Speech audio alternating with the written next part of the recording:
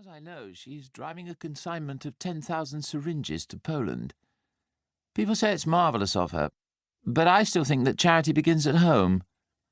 She could have saved herself the journey by bringing them round to my flat, said Patrick. I thought you'd put all that behind you, said Nicholas. Behind me, in front of me. It's hard to tell here in the grey zone. That's rather a melodramatic way to talk at 30. Well, you see, sighed Patrick, I've given up everything, but taken nothing up instead. You could make a start by taking my daughter up to Cheatley. I'm afraid I can't, lied Patrick, who couldn't bear Amanda Pratt. I'm getting a lift from someone else. Oh, well, you'll see her at the Bossington Lanes, said Nicholas, and we'll see each other at the party. Patrick had been reluctant to accept his invitation to Cheatley for several reasons. One was that Debbie was going to be there.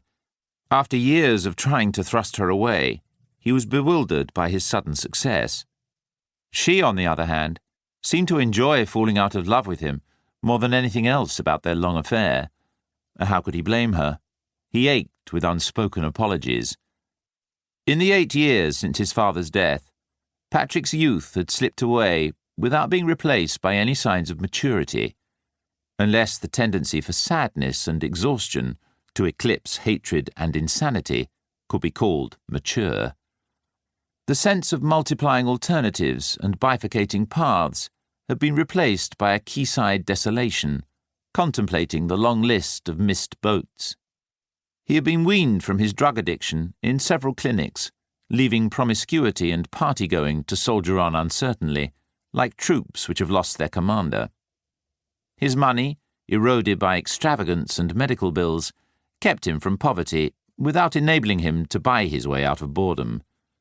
Quite recently, to his horror, he had realized he would have to get a job. He was therefore studying to become a barrister, in the hope that he would find some pleasure in keeping as many criminals as possible at large. His decision to study the law had got him as far as hiring 12 angry men from a video shop. He had spent several days pacing up and down, demolishing imaginary witnesses with withering remarks, or suddenly leaning on furniture and saying with mounting contempt, "I put it to you that on the night of," until he recoiled, and, turning into the victim of his own cross-examination, collapsed in a fit of histrionic sobs. He had also bought some books, like The Concept of Law, Street on Tort, and Charlesworth on Negligence, and this pile of law books now competed for his attention with old favourites like Twilight of the Idols and The Myth of Sisyphus.